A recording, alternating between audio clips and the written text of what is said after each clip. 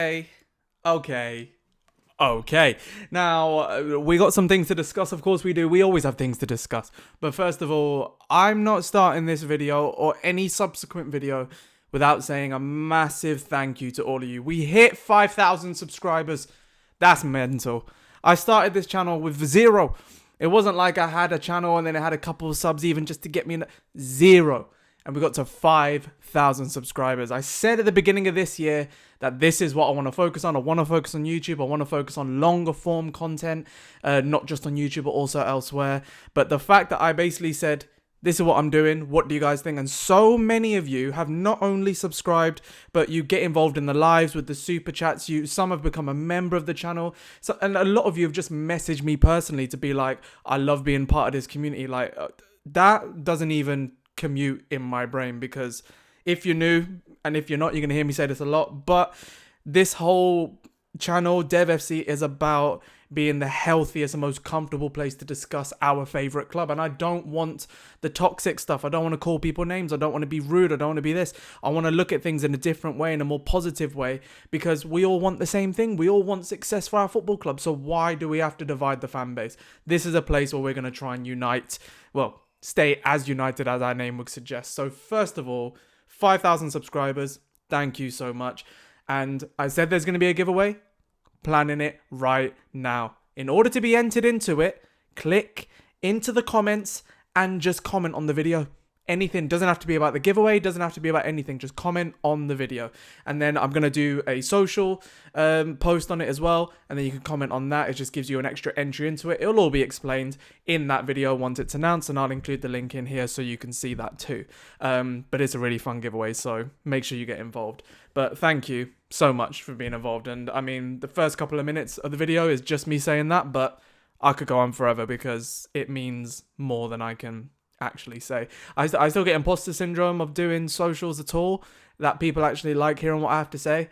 And for, you guys to just consistently, give me support and to be kind and to be, to be a welcome part of the community in a way that I want this community to be built, it blows my mind. So thank you so much. And I thought we'd kind of celebrate that with a bit of a different style video as well, because right now everyone's just talking about the same players, and I hate it. I mean, I was on United View yesterday with Flex and Owen and Alice and KG and Marcel and James from the Muppeteers, and I just kept on saying the word that I think I want to see us be more creative in the transfer market, and I want us to have just a more positive transfer market as a result. So that's what I'm going to be talking about today. I mean, we've been linked with some strikers and they're all pretty obvious, and I want to go for the less obvious options and talk about them, because when I did my last live show, a few of you guys will know, you got into the comments and told me some strikers to look out for. Well, I looked out for them, and I've picked 4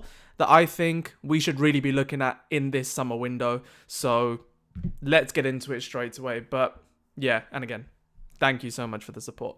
But the very first one that I want to talk about is probably the most obvious, and it annoys me really that not many people are talking about him. And I'm not going to lie, I could probably have, before going live, just gotten all the stats together, but I haven't. So bear with me. It's all real. It's all natural. But I want to talk about Samu Agahawa. For whatever reason, no one is being linked with this guy. I say for whatever reason. He scored 19 goals and 3 assists for Porto this season in Liga Portugal, and really he only just went to Porto. He joined last season. But there was talk at the time that he was going to Aston Villa in the January window, and I think, having seen Aston Villa's forecasted revenues and their FFP and PSR situation since, I think that goes some way to explain why they haven't gone in for him. So it's a very interesting scenario with Aston Villa for sure. But I think you just can't ignore those numbers. I mean, at Granada B is where he started. At Alaves, I remember he put up some decent numbers there. I think it was 8 goals in 30 for that, on loan from Atletico Madrid. And now he's at Porto, and Porto is where he's really coming into his own. And he's a 21-year-old striker, so annoyingly, he does fall into that project realm. However, some of the numbers that were being quoted around Aston Villa at the time were between 45 and 50 million euros, 35 to 40 million pounds. Add a bit of United tax on that, and you've probably got a £20 million saving on the likes of Ekitike, Gyokeres, and Osimhen. Granted, you're losing out on 4 years, but we saw, and I think James made this point yesterday on United View, and it's a very good point, Alice made this point, where she said, we're having to sell a project to prime level strikers, which is a difficult thing to do, because let's say with Gyokeres, he's 27, and this, I'm taking it straight from her mouth, I thought it was really good analysis. He's 27, and then we're selling a 3 to 5 year project. He's going to be 30 odd by the time he reaps any benefits from it. We did that with Bruno, and look at where he is. Like, bless him, he's still loyal to us for whatever reason, but we don't want that same scenario happening again. So, going for a young level striker with a decent price range is kind of what I've looked at with this list here, and going for that type of striker doesn't mean you're going to have that one striker out and out that's going to score you all the goals, but realistically in the Premier League you don't get that a lot anyway. You get goals coming from all over the gaff. So imagine, in my eyes, you get a Cunha, which we've already got, and then you get an Mbeumo. Hopefully that gets sorted soon, because we're saying we're ready in a bid. I just think we're not getting into a bidding war, so we're going to do one final bid and hopefully get it over the line by doing our due diligence, which is the way to work. But let's say we get those two and another decent striker to go alongside who we already have. You get goals from the two new players, this new striker, and it amplifies who we already have. So that's the thinking, because I don't think we're in a position to go all out for a striker. The reason why Chelsea are is because, their finances are weird. The reason why Arsenal are is because they built the rest of the squad in order to inhibit the best of a striker, or exhibit the best of a striker, I should say. So that's why, and, Newcastle have done the same, Liverpool have done the same.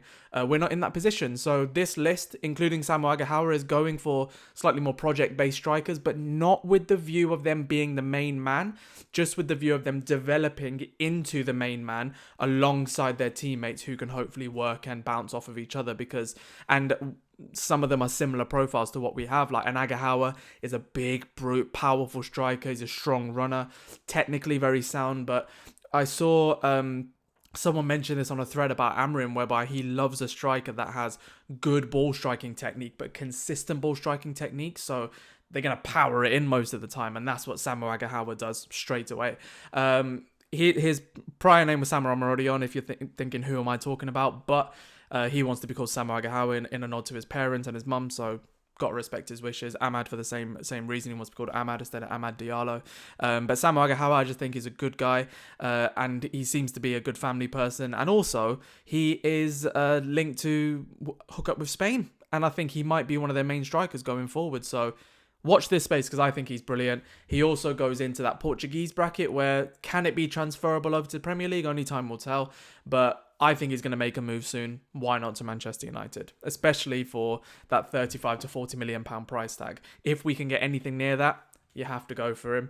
And it's the same with my next target, which is Arno Carly Muendo, I should say. Like, this one for me is a bit of a stickier one, because it's a totally different sort of profile to who we have. I mean, we've got two big strikers, one that's supposed to be more mobile than the other, and that's why Samu Agahawa would be like, that could be a big name striker, but he's still young and we could develop and work with him and the other players, but he's still got that sort of presence. Carly Muendo doesn't have that. I mean, we're looking at someone who is like 5'9", 5'10", a bit of a nippier type of striker, but again, he's 23 years old. I think like just slightly older than Samu, but a very good player. I'm looking at his stats now: 17 goals and 3 assists in 33 matches. Currently being linked to Tottenham, pretty much as of yesterday, and they're looking to accelerate the talks in order to get him. And these are from some reputable sources. But I think Carly Muendo is a very good player, and he's also one of them that has played across the front line. So if we did need someone this is where I think the versatility of Amorim's system could help, because Højlund can only play one place. Xerxes maybe can play two. Samu, if he came in, can only play one. He could play three. So that's my thinking. And I've looked at the way he plays, and I do like a low center of gravity type of player. And I'm thinking, how many players do we actually have in the squad who run at people and take people on? He is one of those. He's very nimble and light-footed, but you might lack a bit of that physicality of it. That's the one thing I would say. And I don't think his stats in terms of tracking back are brilliant. So to acquiesce to Amorim's system might be difficult. Still someone we should be looking at though, because the numbers I'm seeing Tottenham being quoted at, £35 million for someone who's scoring 17 goals in Ligue 1, like that's a very good price for a player right now, and he's playing as their out-and-out centre forward. So I do see where he fits in at Spurs a bit better than where he would fit in with us, but still a good player. And it kind of reminds me of the Matisse Tel model, but I prefer Carly Mwendo. I actually think he's solid. And this next one, by the way, let me know what you're thinking of all of these players, because I'm obviously still in the research phase with a lot of them. I think Carly Mwendo is the one that I know the least about. Samu's the one I know the most about, and that's why I'm probably a bit more open to that. And this next one, I'm not going to lie to you, I don't know anything about. This is where I want you to tell me, because I keep seeing his name everywhere. And this is why I mentioned it on United View, but this is where I want us to be a bit more creative and try and flirt with different players and just see who's available. Because right now, we have a 3-striker shortlist. Osimhen, I don't actually think we're being linked to. I think that's more of a fan thing. But definitely Ekitike and Gyokeres. It's like, if you just nail it down to those two, then you drop your options there. You kind of show to the other person, like the other party, like, you want our guy, you better come and pay for him then. Like, and if I'm them, I can understand why you'd think that. But then why not look at other options and just flirt with the market and see what the market's actually been saying to us? Because I don't see anything going wrong with that type of approach. And this is where Nick Voltemade comes in. 23-year-old striker at Stuttgart. He's only just really arrived about 2 seasons ago. Currently on 12 goals and 2 assists in 28 games. He's been linked with Arsenal and Liverpool. Liverpool being probably the clearest place that he might go. Which is interesting, because I don't think, from what I've seen, that he's good enough to lead the line for Liverpool. But he's good enough to develop there and to be an option there. 23 years old, he'd be like among one of the senior strikers that we've got. Højlund's younger, and I think Xerxes is around the same age, maybe a bit older.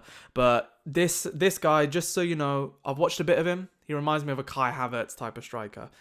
This is the guy that I'd probably put furthest down the list, just because it hasn't really worked out with the light, slight, kind of less physical, tall, big striker for Manchester United so far. And I don't think the squad is really, enabled for that type of striker. But if you get an Mbeumo, like I was saying before with the Samu situation, you get an Mbeumo and you add Voltemade to the mix for again, they're being quoted 35-40 million euros, then why not? I think, but I would say out of all of the options here, he was probably on my lowest priority. He's nearly 2 meters tall. He's a bit of a gangly guy, but he's good. I just worry with that type of striker so young, like, injuries can always be a thing, and you don't really have, well, with all of these guys, you don't have too much Premier League experience, except with the guy that I'm about to say. Okay, I'm not gonna lie to you, this one you're probably gonna unsubscribe, and you know what, I hear it, I do hear it.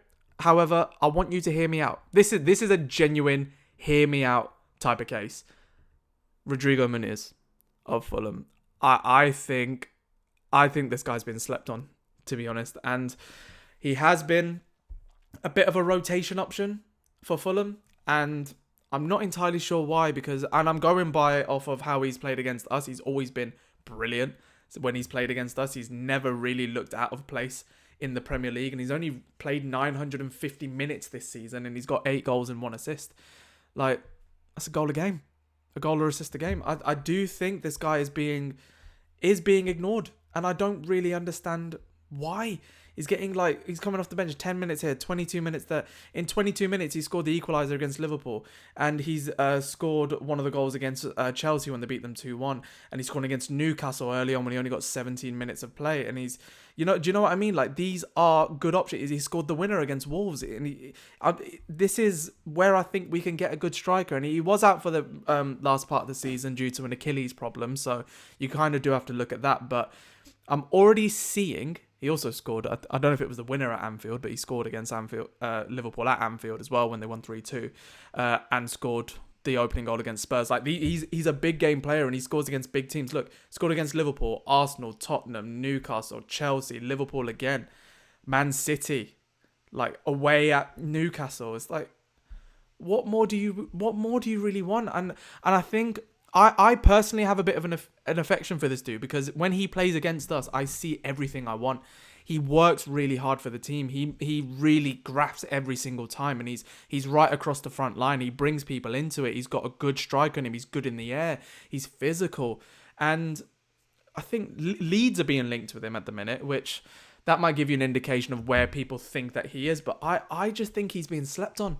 I really, really do think that Rodrigo Menz could be a very good striker for Man United. Again, like with everyone on this list, is not.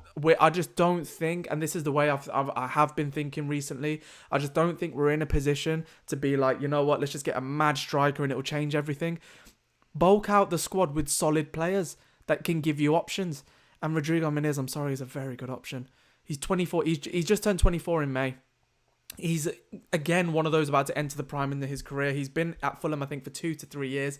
Really solid experience. And he came from the Brazilian league, and he has been good. He hasn't looked out of place since he's been there. Well, he didn't come. Well, he went on loan to Middlesbrough, and he was decent there, and he started at Flamengo. But he's been good, and he's kind of applied his trade, and he plays like one of those players that has something to prove, where there's more to him. And I respect him. And right now, his contract expires in 2026. And he's got an option for a year, so you might as well just talk as if he's got 2 years left on his contract. But I just think he's brilliant. And Leeds are currently being quoted around £25 million for him. I think if you're smart and you structure the deal well, the initial outlay can be less than 20.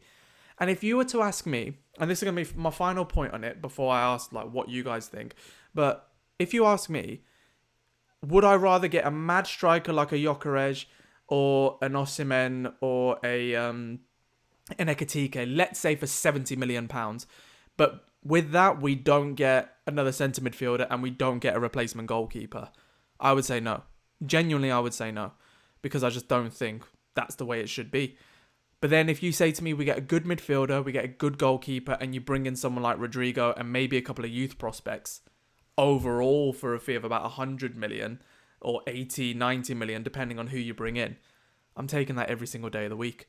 And I'll do this on other videos as well, but I would love us to be linked with a Bart Verbruggen who's at Brighton, who's like 40 million euros, or people are saying, because he's been attracting interest from Saudi and other places abroad. And then we'll go for Angelo Stiller, who's been brilliant as well for Stuttgart, and he's been there. He's got like a 35 million euro release clause, and he's 24, 25 years old. It's like, why wouldn't you go for these types of players when they're solid? Like, I see Angelo Stiller going to Brighton straight away. Why would you wait for that? I think if we all had the option to go for Baleba before being linked with him now, you'd take it, wouldn't you? I think we need to make those types of signings. I wouldn't be surprised if Joao Pedro leaves Brighton and they go for Menz. These are the players I want us to be linked with. If you ask me, out of all of the ones that I've been talking about in this video, probably Samu is my favourite option, just because I think he's the best player. But a striker that would excite me, I'm sorry, it just is Rodrigo Menz. I could be wide of the mark. I'm not saying he's going to score bags of goals. I think he'll score enough, and I think he'll bring a lot to the team. A lot of what we don't have, a hard-working centre forward with who knows how to use his physicality well, with solid Premier League experience, with a level of confidence to know that he's already scoring against the big teams. Why not play for one? That's my take on 4 different striking targets that I think Man United should go for. Let me know what you think about all of them. Like I say, every single comment will be entered into the giveaway that we've got for 5k. And boy, if you think that the 5k giveaway is good once it gets announced, you ain't ready for the 10k one. That's the next step, isn't it? We got to go for 10, and then we got to go for 20, then we got to go for 50, then 100. That's where this is going. But let's get to 10k as soon as we can, and I'll be doing a live show tomorrow to go through transfers again. But straight up, thank you all so much for the support. It's been awesome, and it just makes me want to do more. So I appreciate every single one of you who stood by the end of this video, because if you have, fair play. I've been rambling for like 20 minutes and I don't even have visuals or anything. It's just me talking. So if you're sticking around for that, I appreciate you. And yeah, the setup is changing. Look, I even got my own seat now, got my own desk. Like, it's all changing. It's all coming together, but it's going to be great. So thank you all. I really appreciate you. And I'll get this video out, on to the next, and I'll see you there. Thank you so much, guys. Take care.